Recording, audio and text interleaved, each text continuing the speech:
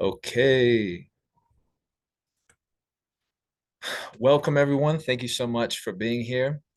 My name is Matthew Duffy. I am Ecosystem Director at SPORE, and I'm joined today by our beloved legal counsel, Courtney Barnes, an absolute legend among psychedelic lawyers in the field. Um, very blessed to have her as part of our team. Very grateful for the work that she has put in to help Colorado on the policy front for a long time, including helping with really unpacking what happened with this recent bill, Senate Bill 290, which amended and was the first round of implementation for the Natural Medicine Health Act. Courtney worked really hard on a document that I'm going to share in the chat that maybe all of you have seen. And if you haven't yet, feel free to have this up during the call and look back to this as a reference for what the current state of the law is in Colorado. And please share this document far and wide to help with the necessary grassroots campaign to just make sure everybody's as informed as possible. So we're all working with the same shared context around what is now legally possible and viable in the state of Colorado. And there's a lot of gray area within that. So we're going to get right to it. And I'm going to let Courtney introduce herself a bit and just give a brief 10-ish minute overview of the main takeaways of the changes that SB 290 made. And then we're going to open it up for questions. So while Courtney is going through this overview, if you have any questions, please enter them in the chat and we'll just prioritize them first come, first serve as they come in. We also have a few questions that came in before the call in the form that we sent out. But today is the day for you to ask your questions, and totally open to having people get on, turn their mics on and ask questions as well if you'd like to do that. All right, Courtney, I'm passing it to you. Awesome. Hi, everyone. My name is Courtney Barnes. I serve as counsel at Feldman Legal Advisors and have been very involved in the policy reform space with psychedelics and cannabis over the past 6 or 7 years. Today, we are going to walk through the document I prepared. I'm going to do it at a bit more of like a narrative format so it's easy to follow, but kind of just give an overview of exactly what the major changes were and sort of what the regulatory system looks like now. To preface, the Senate Bill 290 has been signed by the Colorado governor, but the bill does not take effect until July 1st, 2023. So right now, the only thing that's intact or like in effect at present is that original Natural Medicine Health Act. And then starting on July 1st, 2023, all of these changes that we're going to discuss today will go into effect, and offenses going forward will take place starting July 1st. So let's get started. Okay. So as I mentioned, the Colorado governor signed a 75-page bill into law that's designed to implement the Natural Medicine Health Act. A lot of the changes are pretty standard: delegation of authority, getting into more detail, allocating funding, and things like that. One of the big organizational changes that took place was it broke the regulatory responsibility into 3 separate parts. So there's part 1, which is Article 170 of Title 12, is the regulation of facilitators by the Department of Regulatory Agencies. This was a major change because originally the Natural Medicine Health Act made DORA, the Department of Regulatory Agencies, responsible for implementation and regulation of the entire program. So this would include, the production and manufacturing under the commercial system, the regulation of healing centers, as well as the regulation of facilitators.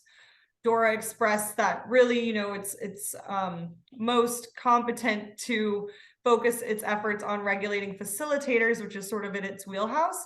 So this bill narrows DORA's regulatory authority to just be governing the facilitators, which are the licensed individuals that will be sort of providing those supervisory supportive services at a healing center once the program's implemented. It then delegates to the Department of Revenue, which is the agency that's responsible for regulating cannabis licensees right now. Regulatory authority responsibility for the healing centers. So the manufacturing, the cultivation, and the administration or dispensing of natural medicine under the Act. It also then breaks into its own separate section, the personal use section. So that's kind of when you're looking at the bill and it looks like there's duplicative definition sections and rulemaking authority and things like that. That's what's happened here is it's now broken into DORA regulates facilitators, the Department of Revenue regulates all other licensees, so cultivators, manufacturers, testing centers, and testing centers will be regulated in coordination with the Department of Public Health and Environment, which is similar to hemp and cannabis, and then also the healing centers. So that's sort of big organizational structure. You'll see that the Senate Bill 290 added a variety of definitions, and it also now has two separate definition sections because one is for the Department of Revenue, one is for the Department of Regulatory Agencies, and then one is for the personal use definitions. One important thing about, a lot of these definitions are technical, just making sure that it's consistent with the statutory language that's used in state law. But one of the big changes that is new, although arguably not new in intent, is that the definition of natural medicine was amended to specify that it doesn't include any synthetically produced substances or any derivatives or like analogs of natural medicine. So it really needs to, kind of come from the earth. It can't be tinkered with in a chemical synthesis point of processing. There is some processing that is allowed, but now it makes clear that, you couldn't use synthetic psilocybin as part of this regulatory program or under the personal use provisions. It also adds a definition of remuneration and a definition of transfer, and these are both intended to just provide a bit more restriction on what you can do under the personal use revisions, as well as sort of what constitutes commercial activity versus non-commercial activity. Some of the other big changes is it establishes a working group titled the Federally Recognized American Tribes and Indigenous Community Working Group that is intended to give more input and insight and collaboration with Indigenous and federally recognized American tribes. It's intended to prevent the over-commodification of natural medicine and the over-commercialization of natural medicine. What exactly that will look like isn't specified in too much detail, but it does, demonstrate an intent to want more community input and collaboration and try to ensure that the regulatory systems that are being created, that will be a for-profit model don't, are cognizant of the sustainability and other issues that are timely topics right now. I think there was a question on unlicensed practice, but so it does add it adds a new prohibition on the unlicensed practice of facilitation. It doesn't really change anything. It's a gray area, and we'll get into more detail on this of like what exactly draws the line between, purely supervisory supportive services and unlicensed facilitation, but it does add a new unauthorized practice of profession to state law, and that is for people who engage in facilitation services, are marketing themselves as facilitators, but don't have that license. Notably, however, from those unauthorized prohibitions, it does exclude individuals performing bona fide religious, culturally traditional, or spiritual ceremony. You have to be thoughtful because this is only in the Department of Regulatory Agencies section. So it is a new and interesting protection, but you still have to be working within the personal use parameters, which means, still no advertising, no remuneration, no selling of the natural medicine. And it's a fine line, but it does recognize explicitly that performing bona fide religious ceremony or culturally traditional ceremony would not be considered the unauthorized practice of a licensed facilitator. Again, that's layer one, but then you get into the personal use layers too. A lot of this, it provides separate funding mechanisms for both DORA and the Department of Revenue, so that way they can, implement this program and regulate it and enforce it. It also, getting into the Department of Revenue, it establishes a pretty robust testing standards for natural medicine. This will all have to be fleshed out in rulemaking, but it gives those kind of cannabis-esque parameters of just ensuring, what is potency? Will there be potency limitations? How do we measure contaminants? How do we measure consistency for tests for storage and all of those things like that?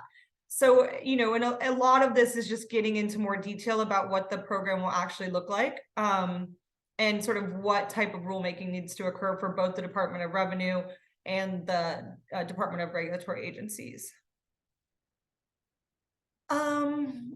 It does add or specify that NMHA licenses, so your healing centers, your manufacturing and cultivation centers, can't be located on the same premises as a cannabis license or a liquor license. So this is about the same kind of setback rules that we have for cannabis.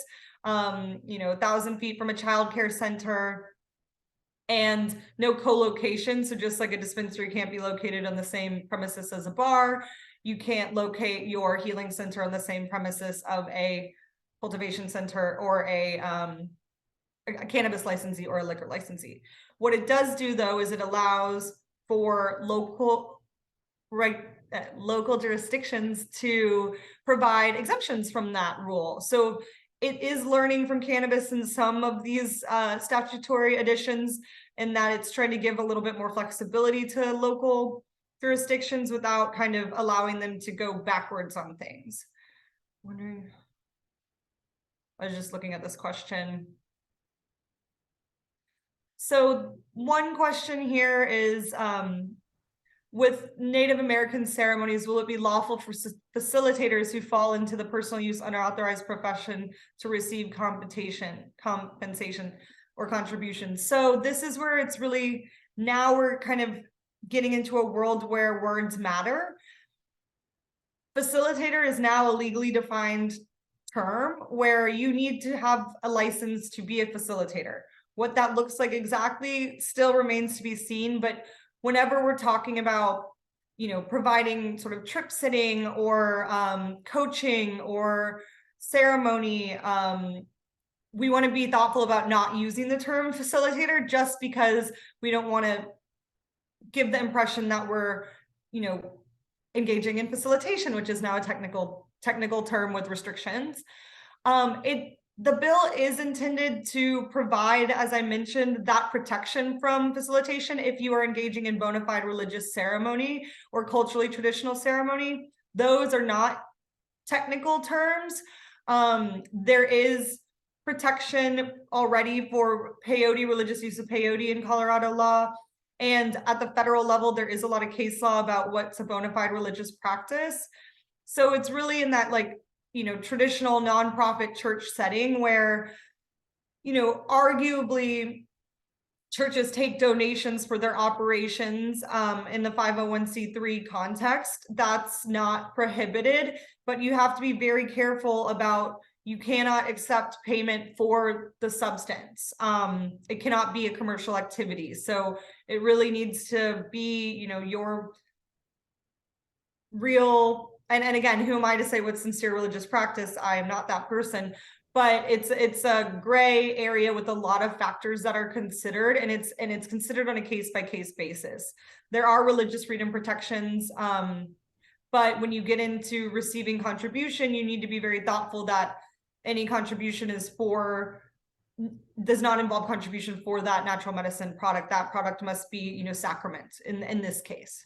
Can I ask a clarifying question with that, Courtney? So for people who don't establish a 501c3, like don't have a church set up, And I'm curious if this might be more towards Maxime's question. Sorry if I pronounced the name wrong there. Um, are people able to, not claim themselves as a facilitator, but provide facilitation services? You wouldn't list them as such, but the pre-care during a person's experience and then aftercare, are those still protected under personal use as long as they are like reasonable, and it's not the sell of medicine? And I know that in the law now it says you have to disclose that you're not a licensed facilitator. To be able to provide services, you have to say, I'm not a licensed facilitator. And then that's like a precondition for um, working in community with the law as it is. So again, it does allow bona fide harm reduction services, bona fide support services, which implies that pre-care supervisories, coaching or at least support, ensuring you're not in danger, and post-care, that right now isn't prohibited.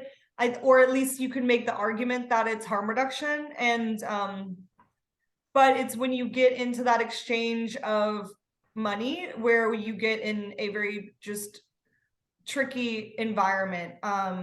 If you are charging for sincere coaching, or just that support service, then there's nothing illegal about providing integration coaches. Yeah, but it just has to be sincere, and that's your own, internal compass, and then your degree and appetite for risk, because this isn't worded very clearly, probably in part intentionally to allow some flexibility, but that means that there is the potential where someone is going to push it a little too far and then have to argue the legitimacy of whatever exemption they're asserting, which is is this bona fide harm reduction.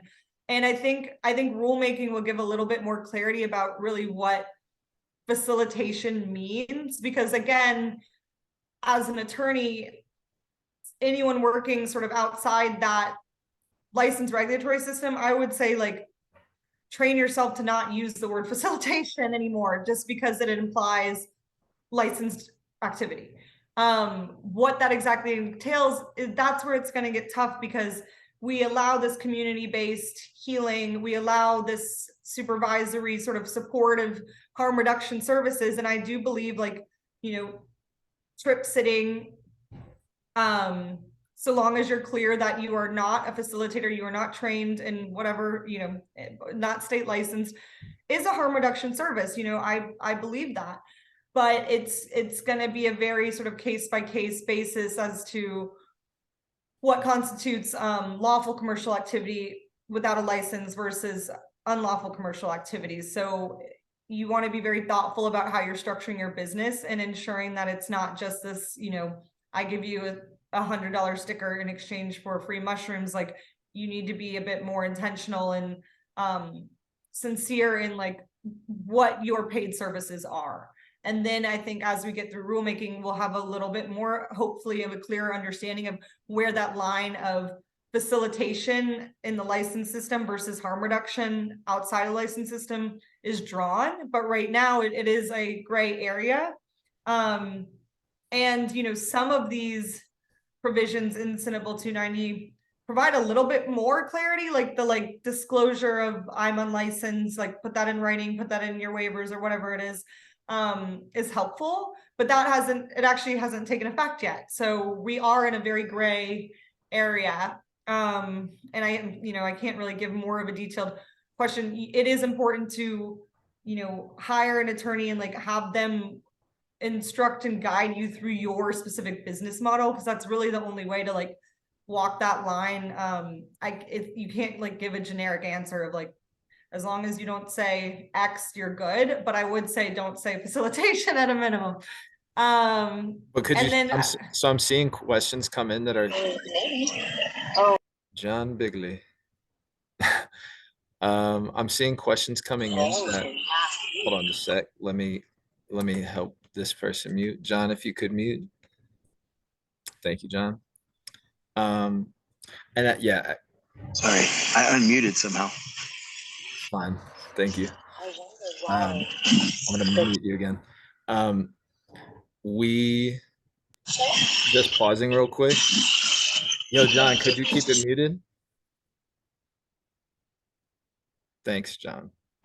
We're gonna I just wanted to pause real quick to make sure you were done with your like general overview, and now we're getting into questions. Sure. Now that I see more questions get in, I'll keep going on the general overview and then we'll just jump all the way into questions. Okay. So let's see, where do we want to pick back up? So yes, adds a lot of just sort of implementation based details. There are some new personal use provisions that I think are important. It does add a violation for the open and public display or consumption of natural medicine. It's a drug petty offense. So it's a fine and potential community service, but it does, clarify that that's not permitted. It also adds a prohibition on the cultivation of natural medicine in a space that's larger than 12 by 12 feet in one or more areas of a private property. So this means, you can't have 11 by 11 spaces in 3 different places, but total 12 by 12 feet in your private property. And this includes your curtilage, which has been held to include like the garage area and things like that. And that's really intended to, prevent like large warehouse and commercial sort of distribution activity from popping up. So 12 by 12 is what they landed on. It does allow municipalities to grant exceptions for 12 by 12 pursuant to the law. When this would take place, I'm not sure. Theoretically, there may be some sort of potential for allowing like cultivation services, and Duffy and I were toying with this a couple weeks ago. It's not clear whether, could I hire someone to just grow my mushrooms? He's not selling me the mushrooms, but I can't grow my own, and I'd love for someone who knows what they're doing to do so. Arguably harm reduction, but it remains to be seen. So this is sort of the one numeric type restriction that came up on personal use and cultivation. It doesn't limit to how much you can technically possess in a numeric way, but it limits the amount of space you can devote towards cultivation on a private property.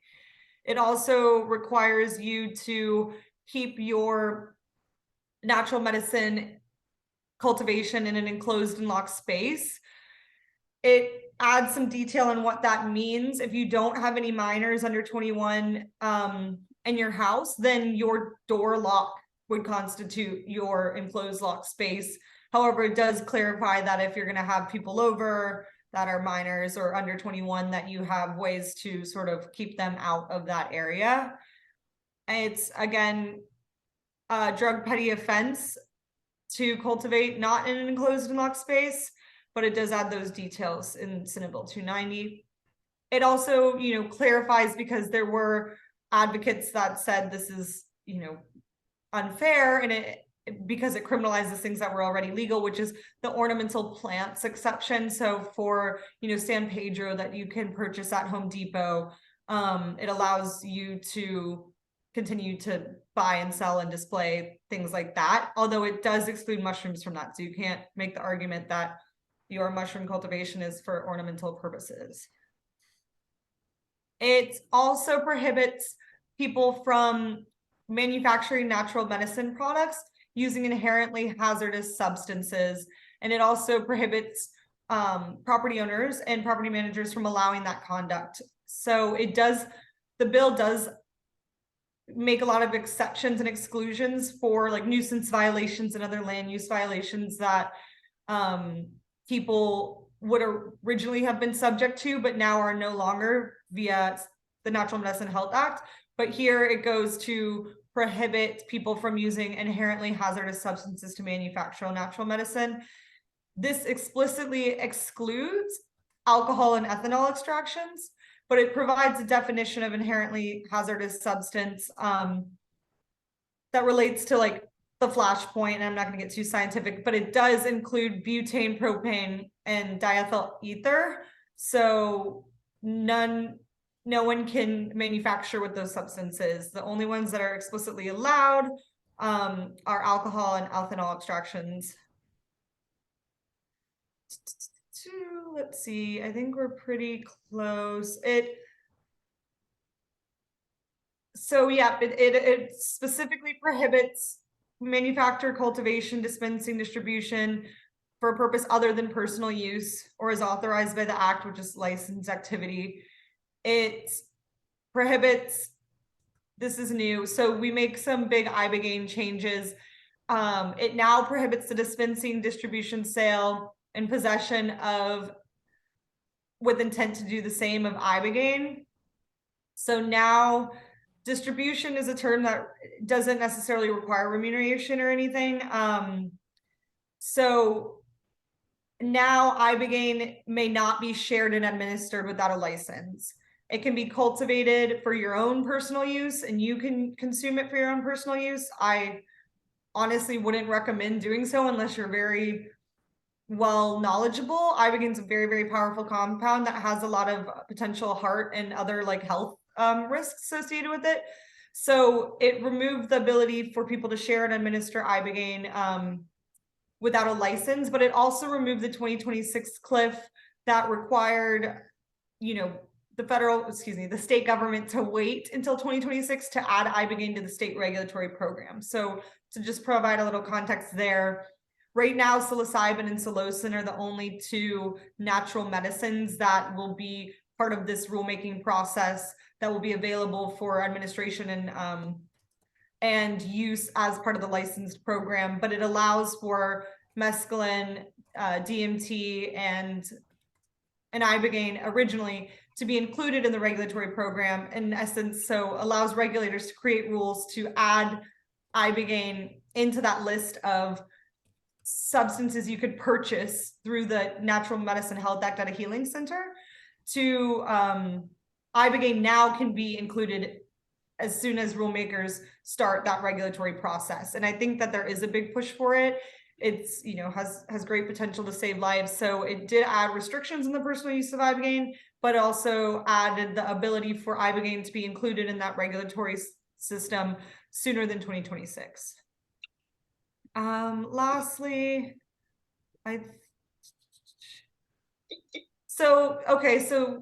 this will be a good touch in. So it revises the included exemptions for bona fide harm reduction and support services. So SB 23290 does authorize receiving remuneration for bona fide harm reduction services or bona fide support services used concurrently with the sharing of natural medicine product, provided that there's no advertisement relating to the sharing of natural medicine product, and that the individual performing the services informs the customer that the individual is not a licensed facilitator and all other personal use restrictions are satisfied. So this does imply that as long as you're providing, that bona fide coaching service or that bona fide, support service, and you're clear and the participant knows that you're not a licensed facilitator, you should be able to receive compensation for that harm reduction or support service. Again, this is vaguely worded, so it's just not exactly clear where DORA will draw that definitional line of what is unauthorized practice of facilitation. But a big line is, does the participant or client, believe that you are a licensed facilitator? And so this at least provides some clarity there that as long as you are not marketing yourself as a facilitator and you make it very clear, probably through at least, like a waiver of some sort, that you are not a licensed facilitator, you have not completed that state license training, then you have that extra argument that your services, don't infringe on that regulatory process. So that's kind of the big changes. I skipped over a lot, but those are like the substantive ones. And now we can focus on questions to the best of my ability without giving any of you legal advice. So, okay, question, are religious and spiritual interchangeable here? Great question. When it comes to federal law and state law for like religious freedom, there is like a multi-factor test of what's a bona fide religious practice. And if you look at the case law, like it includes everything from like religious texts to like Sunday services or whatever day services, membership requirements, accoutrements of religion, things like that. And those are all framed in a very traditional religion analysis. Hey, babes. There's nothing. Hey, guys. Hey, loves. Sorry? Everybody. I think we just got somebody Okay. shooting some children. So theoretically they are interchangeable, but in the eyes of the law, it's you're gonna have to fit into a framework depending on what argument you're trying to make, which is bona fide religious practice that is defined in case law throughout history with a variety of factors. So it's not just these are my, I mean, arguably it's this is my sincere religious practice. This is a sacrament to that practice, and it's a necessary and integral part of my sincere religious practice is the standard they use. But then, the bona fide aspect comes in and they look at a variety of factors as to like, are you selling the product? Do you have, can anyone just be a member? Like, what is your belief system? Things like that. And that's just yes. applicable to people who have a claim to like church status or something like religious status. So that's not all of personal use, and communal protections in personal use aren't restricted to religious use. Yes, absolutely. So Right. yeah, the personal use provisions, you can be using it for any purpose you desire: spiritual, religious, recreational, exploratory, medicinal. That's all fair game, so long as you fall into those personal use parameters. The bona fide religious practice is a separate sort of like argument that really originated under federal law, but given that there is a cultural history of traditional and indigenous use in Colorado, I think they wanted to add that language in there. If you're not part of a established church and you're not really trying to do that route, the best way is to just fall and make sure you stay within those personal use parameters, which are Yeah. The broadest in the country, at least. Yeah. I'm gonna the questions are pouring in, so and I know we have. Do you have a hard stop at the hour, Courtney? No, I can go a little bit over. Okay, cool. But yeah, we'll try to get through all of these, and I'm just gonna go down the list. After looking at the questions that came in the form, I'm gonna bring those towards the end, but make sure that we get to those two as promised. But for the people who should have, just want to make sure we're tending to everybody's questions. So yeah, and I'm sure some of them, like, again, I'll do my best to answer with what information we have. Yeah, I think you've named you're not giving any sort of like business or like this is professional opinion. If there's yeah, any I can't give any disclaimer you legal need to advice. This is just an interpretation of the law as we have it. In my experience, if you are looking to set up any sort of business, you need a lawyer here, especially if you're going to wait. I mean, either way, if you're going to do a license under the program, you definitely need a lawyer. If you're going to try to do a business that's ancillary to the license program, you need a lawyer. And I'm not selling my services here. It's just there's no way to give generic answers to anyone's activity without doing like a case-by-case analysis. It's too new and gray. Fortunately, lawyers can still absolutely market their services in Colorado, so you're good. Yes. So Martina asked, do I understand it correctly? Preparation and integration coaching without a license are okay with the new law? And I know that we've already spoken to this a lot, but if you could just really briefly, Yes, so theoretically, preparation and integration are legal activities, as long as you're not providing the natural medicine for them, you're not charging them for it, and you're not, advertising or getting into that like unauthorized practice of even like therapy, and that's like its own thing. But there are plenty of coaching services that help people prepare for a journey and integrate a journey. And really, as long as you're not like, again, like I said, getting into that sort of provision of the service for a fee, provision of the, substance for a fee, or, aiding and abetting illegal activity, there's no reason you cannot be a coach so long as you market yourself as a coach. Like I said, there are restrictions on marketing yourself and practicing as a therapist or a mental health professional without a license, but coaching is legal. Sweet. There was Maxime raised her hand a bit ago. So I'm gonna call her in to ask her question. Thanks. I was wondering, this is so helpful. I'm so grateful to you all. I'm curious about the licensure process for facilitators.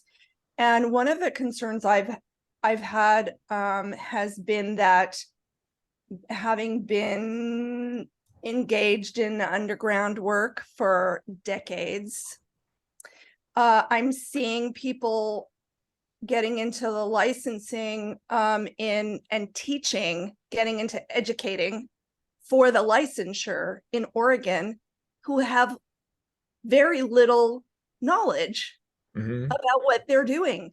And so I'm really interested in how what the requirements are to create, who's teaching this, and how can those of us who have real experience find a way to offer what we know about safe space.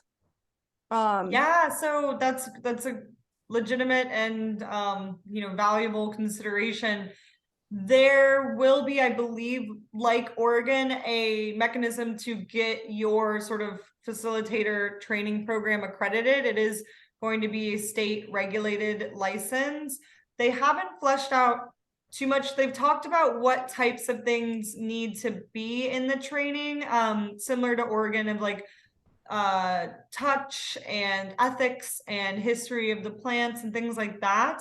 But it is my understanding that it will be similar to Oregon in that organizations would create a curriculum for approval or accreditation from the state, and then that's how that would work. I'm not sure if they'll use Oregon, like if it'll be transferable or anything like that, but you would theoretically be able to, once probably, you could start now based on what's in there. There's not a lot of detail. I think rulemaking will provide a lot more detail on what that state program will look like, but I think it was like 120 hours or something like that. Let's see if it's in here. And do they have fees assessed already for these programs, or for the license? Not or yet. anything So like there's that? no, so there's no fees set. They do include consideration for low income and disproportionately impacted communities. There's language in there to theoretically make it accessible to more people and include that and make sure that more people can access it, but there's not a lot of detail yet. So there would be a commercial opportunity for someone who has a lot of experience to create a curriculum, and hopefully we'll get more detail on the process that would be involved in getting that accredited. But when I did a quick search, I didn't see a time on it. I know Oregon's is like 120 140 hours, so it'll probably be similar, but I don't remember by memory if there's a number in there already. Thank you. Thanks, Maxine. Carla, we have, for trip sitters, if you're providing trip sitting services, specifically in a spiritual, like a spiritual context, can you charge a donation for prep, facilitation, and integration? We've addressed that, right? Yeah, that's a yes. You'd say, right? Well, no. So think about a lawyer, it's important. A donation is not a charge. Those are Yeah. two clear things. And so it's important if you're accepting donations, it's Wouldn't say whatever the charge a person wants to. donation. Yeah, you can't charge a donation. Those are not, they're Gotcha. mutually exclusive. But you can provide supervisory and harm reduction services and charge for those. And then, you know, in the church model, people give their, you know, donations as part of like the broader purpose of the church operations. And then whatever charitable work the church does is its own, you know, decision making. But it's clear that you cannot charge for the sacrament. And so you want to be thoughtful because about just using that language, because you want to make sure you're not your donation language is purely donation language, and then what you're charging for is service related. Couple more from Carla. Do you have to be under an established church, or can you be under, or yeah, do you have to be under an established church, or can it be under a spiritual container? So, well, it's sort of that, like, what is it depends on what, no it depends on what you're doing. Yeah. And if you get into case law, the only like churches that have ever won DEA or religious freedom exemptions have been like very long history established church. There's nothing to say that you couldn't start a new church and satisfy all the requirements, but it's a very high bar. And if you went into that, like just relying on the church case law or like the church argument, which I tend to like not advocate for. I mean, I believe that people should have their spiritual practice and engage in religious freedom, absolutely. But as like a new business venture, it's much more complicated and difficult to hit that standard than people understand. There's not a lot of enforcement because people don't want to get into the church for state, you know, argument. But if you were to like try to substantiate your religious organization to withstand a religious freedom argument, it's a very, very high bar, and really only DMT, ayahuasca, and peyote have ever satisfied that argument. You know, psilocybin has never, we haven't had a case yet that was clear that psilocybin is a recognized sacrament. Again, sky's the limit. There's nothing that says it can't be, but it's difficult. It's a whole new, operating in the religious freedom space is a whole different ballgame than personal use. And I would, it just takes research on both sides. That's about as detailed I think as I could get. That's surprising, even with Jesus being the leader of a mushroom cult, that that's not an established thing here. And if you have your foundational text, like I've worked with a couple religious organizations that I was like, hey, this is incredible. But yeah, so we're waiting for people to make that case. There just hasn't been a successful track record to date. And it's yeah, we need a lot more information in that mushroom Bible written. Yeah, the mushroom and the cross. SK asked, so is it better to lean more into coaching, support services, or spiritual religious? And can you still be, that sounds like very contextual, and that would like go into legal advice, wouldn't you say? Like that you'd really need to know what someone's doing. Yes, I couldn't just give you an answer. And again, like if you're trying to, I really just dissuade, and I'm not saying this is at all what you're doing, but just that like inclination to say, I'm just going to start a religious organization so I can share and administer psychedelics, is beautiful and is legitimate, but from a legal standpoint is a very difficult path. It might not So be I think there's a lot of hype around it, and it's just a lot more work than people understand. Yeah, I think there was maybe some confusion early on, people thinking that you had to do a nonprofit exempt church to operate within personal use, like entirely, because I'm kind of saying, okay, that totally makes sense. So that's no, not so the that is case. not the case. Yeah. You don't need any, you don't have to tell anyone or have any reason at all.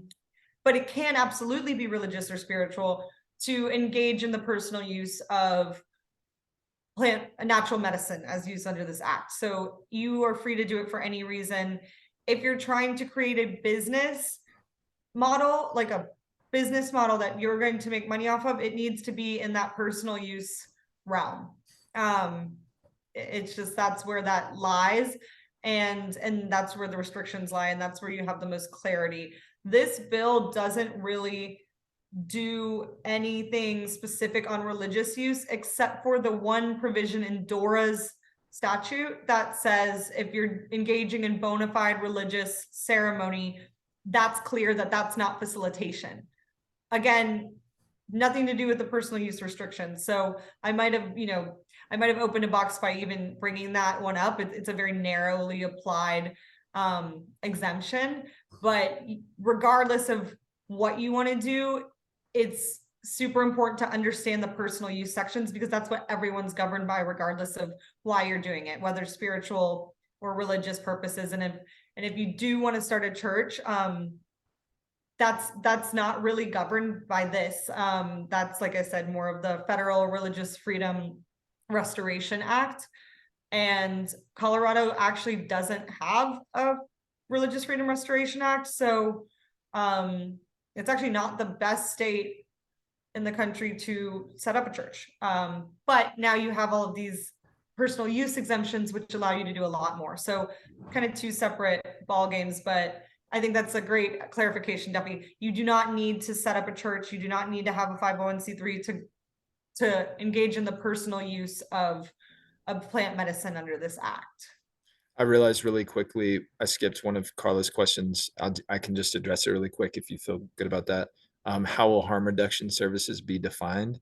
Like Courtney spoke to earlier, they're not defined. So there is context around what we can look at that's like been historically considered to be harm reduction work and support in regards to drugs and medicine support. But as far as the gray area goes into, you could grow mushrooms and maybe make a case that if you're paying someone to grow mushrooms for you, that could be considered harm reduction services. So it's really gray. Further definition will have to come in the legislative process ongoing. But right now it's pretty gray. Yeah, that's exactly right. People are going to be taking risks by creating businesses in this regulatory regime, and it's just going to be like a case by case sort of delicate walk to see where those lines are drawn. And so yeah. Here's a real practical one. If I have a room that is 20 by 15 but contain my actual growing in a 5 by 5 corner of the room, is that legal? Yeah, I mean, I It's can't say like, whether anything's legal or not legal, but the 12 by 12 restriction, that's a maximum, so there's no it's like minimum. From what I understand, it's the cumulative space that you're actually using to grow. So people could not, yes, you're like that 5 by 5 corner is sound, and it wouldn't be considered that you're actually growing in a 20 by 15 space because you're actually in a 5 by 5. Yes, that's exactly right. Is it's like, and that's why they say if you don't have any people under 21 years of age in your house, then like your house would be considered an enclosed and locked area. But it's how much space you're using for you're actually like cultivating. Yeah. Martina asks, what is advertising? Is a mention of psychedelic integration services on one's own business website advertising? Is participating as a member, I think, something's blocking me, as a member in a website such as psychedelic support considered advertising? There's not a clear definition of advertising. I can pull up the language, but I can't really give you any more detail than what the law says. There's licensing, advertising, and it says that's something that they want to rule make about too. So I think we'll get a little bit more detail on what they define as advertising for business licensees once those rulemaking occurs, because that's something they're directed to do. But it's no advertisement related to the sharing of natural medicine product, or the services provided, and provided that they inform it. So based on that language, you would not be able to advertise your, psychedelics or natural medicine adjacent business. It would be more like a community-based referral thing. But I don't even want to answer that question directly because there's not a lot of clarity there. It's really just no advertising about the product, the service, or sharing. And that's all it says. Yeah, that's one I've wished we could hang around a bit longer, and then maybe we can come back to if there's a little space at the end.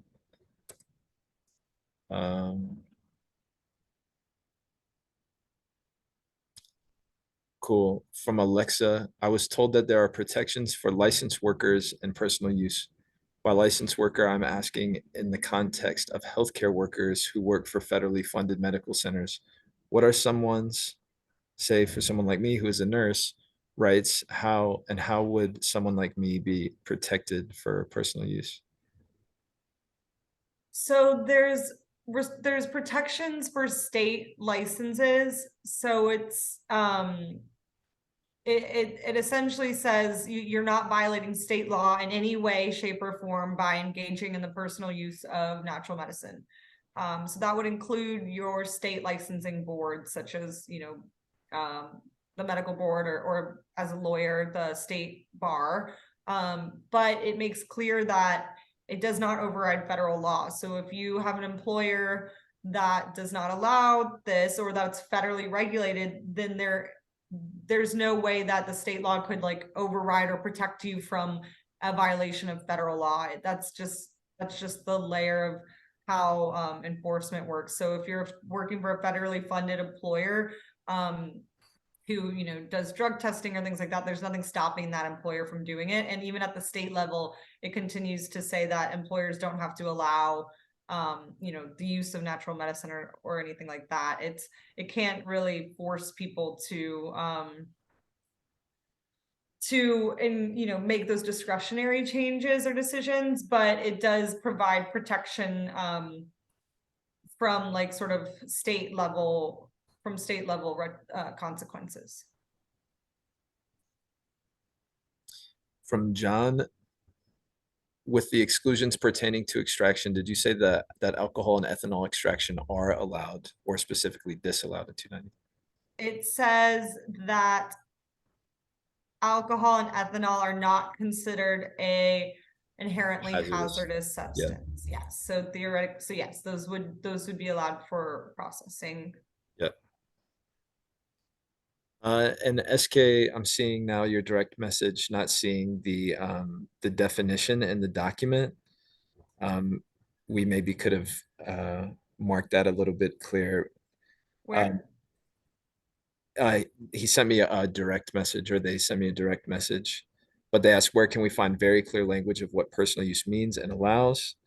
The definition in the document, Courtney, is it right? It's personal number use 3, is right? defined on page 64 of 75 in the bill. Okay. So that would be where you can pull it. I think I can copy it right here. And then, yeah, Courtney provided in our document in number 3, just the basic change that amended the definition of natural medicine. So this document is like a what changed as opposed to like a total comprehensive analysis. Thank you for that, Courtney. Oh, you shared it to me directly. So sorry. If you want to share it with the group. Yeah, I got it. Okay.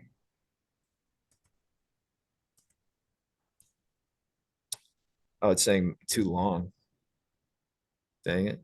I can only direct message it. Yeah, so it's page 64. I mean, I could read it. That's perfectly fine. Thank you. I can look at page 4 thing. Okay, cool. It's really long and not that helpful, honestly. I saw one question about it was a direct message. So can we display mushrooms in a booth at the psychedelic show coming up later this month? Technically, no. As if they contain psilocybin, it would be considered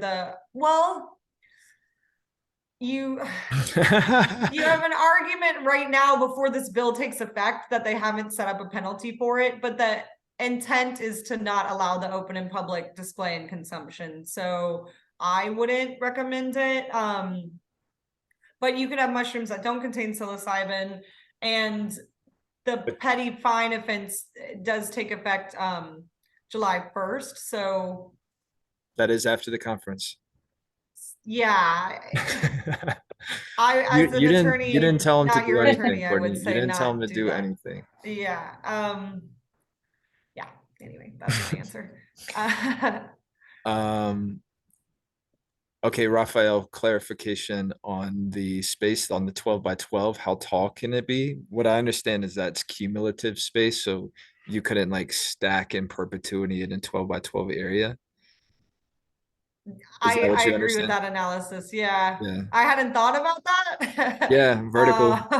Well, that was one of the But first things that came up, but I think the law, how it reads, it's like cumulatively. So even if you grew vertically, if it could be flattened and it would be larger than 12 by 12, then you'd be in violation.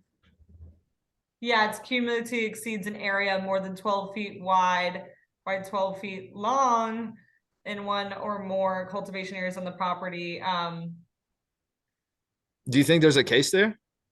Yeah, I mean, technically, Y'all need a it lawyer. doesn't Y'all, say tall, but Courtney's I marketing wouldn't get herself. into making smirky examples out of the law. But yeah, I think theoretically it is 12 by 12 long. It doesn't talk about height. But cumulatively exceeds, That's what I thought made it. yeah. So it's The goal here would be you have your private 12 by 12 space, and so long as you're following all the rules and not displaying it, no one should be coming in to confirm. right. That So would be it's the like a goal. lot. It's like the police can't see you have a 12 by 12 container, say you have a shed, and be like, that's grounds to search because it's a closed container. So, if you're good, you're good. The argument there is, yeah, exactly. Like, you don't want it to be publicly visible. Yeah. What you do in the privacy of your home should remain that way. And so long as someone walking on the road can't see it, then they would have no right to like inspect it without additional probable cause. Okay, that was everything that came through the chat. Well done, Courtney. Good questions, everyone. A few questions that came in through the forum for anyone who wants to keep hanging around. Could you dive into the specific part of SB 290 that addresses protections for one's professional license in the context of personal use? You kind of touched on that. Yeah, let me pull it up though. I think it's page 23.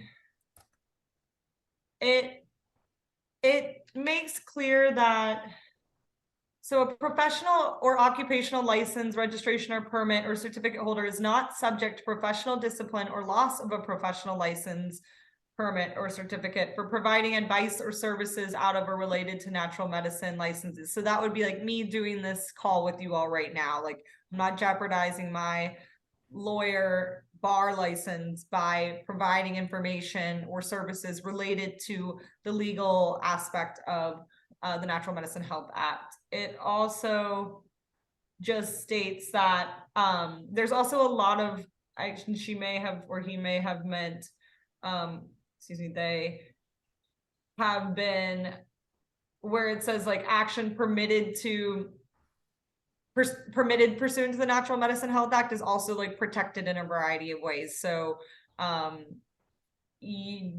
me using natural medicine or engaging in that authorized personal use conduct, I wouldn't be jeopardizing, like, I think there's all sorts of things, but like my ability to have custody over my children, should I have them one day. There's stuff on parole, there's stuff on organ donating, certain insurance and things like that. So it provides pretty comprehensive state level protections for engaging in the personal use in authorized conduct.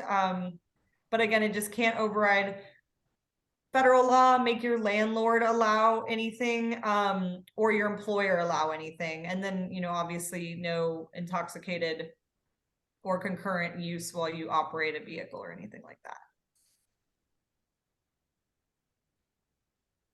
Thank you, Alexa.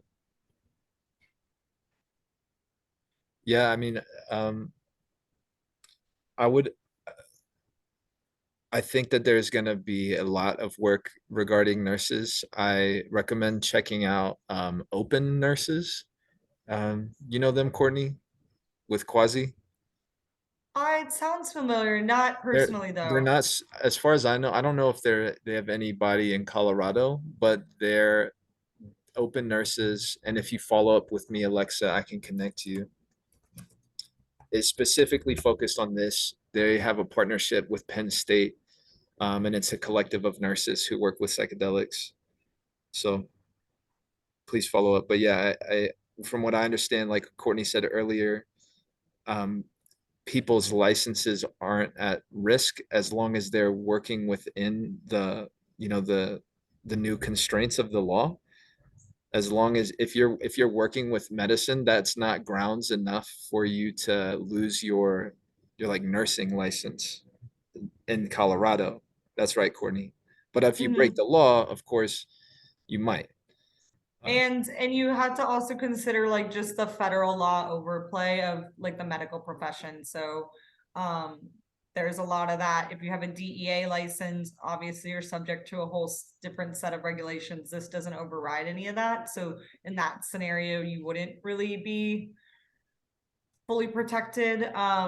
But to the degree that it was able to provide like that comfort that what we're allowing is sincerely, not a crime and not illegal anymore, it does so at the state level. Sweet. We got one that's not quite a question. It's just is the future of microdosing and then the legal outlook for personal use and commercial production. I don't know if you want to I can touch take on a it a little shot. bit. So the Microdosing Collective is a wonderful nonprofit if you want to get involved with the advocacy side for allowing microdosing.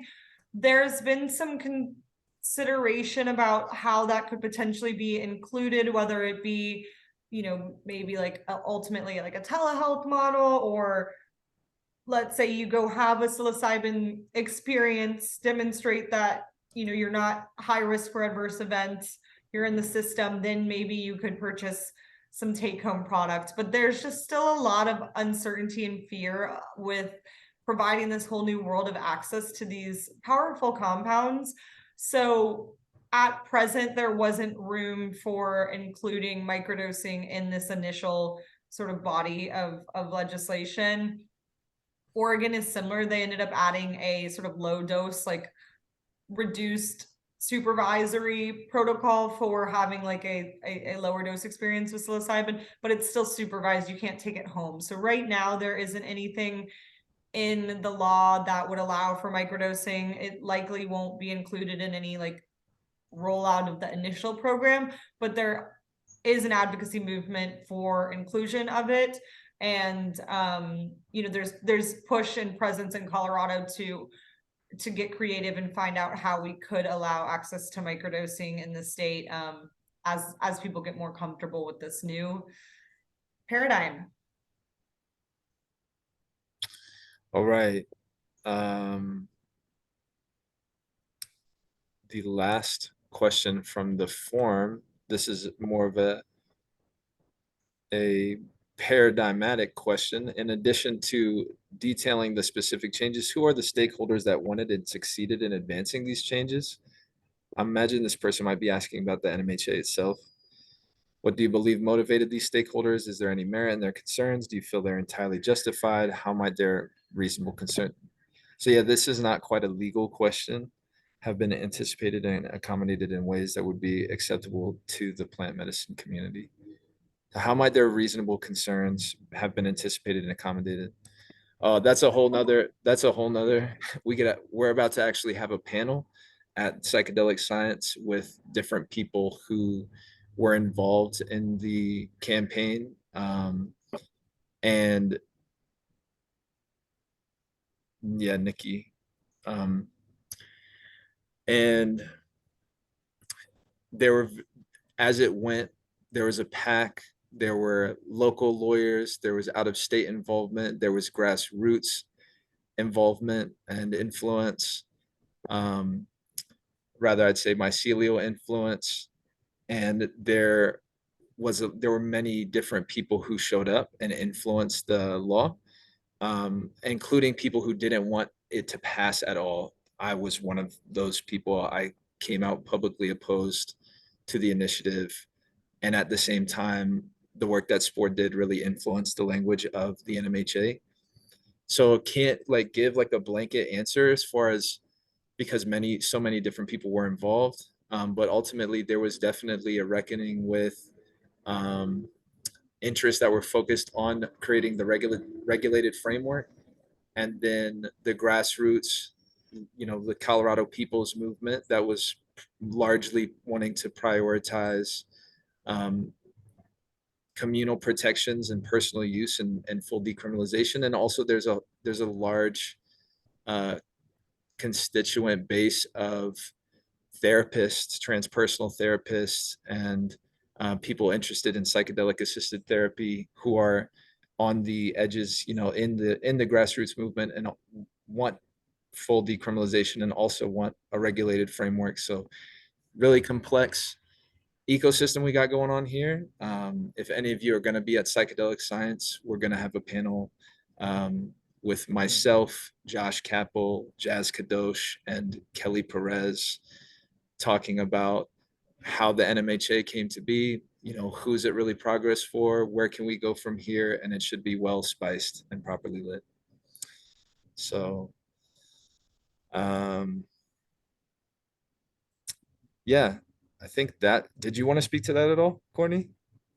No, I mean, I think you hit it on the head. Whoever was the lead proponent of this bill had 2 or 3 sort of stakeholder input calls, and they probably had, I think one of them had like over 50 people. And then, it was a wide amount of diverse interests, and they encouraged people who were interested in participating in the drafting to submit their ideas and things like that. So it looked like I was actually pleasantly surprised with you're talking with the bill, right? the bill, yeah. Yeah, So I think you covered the NMHA process as well as yeah, I I would. think that's worth mentioning too. Sorry to interrupt.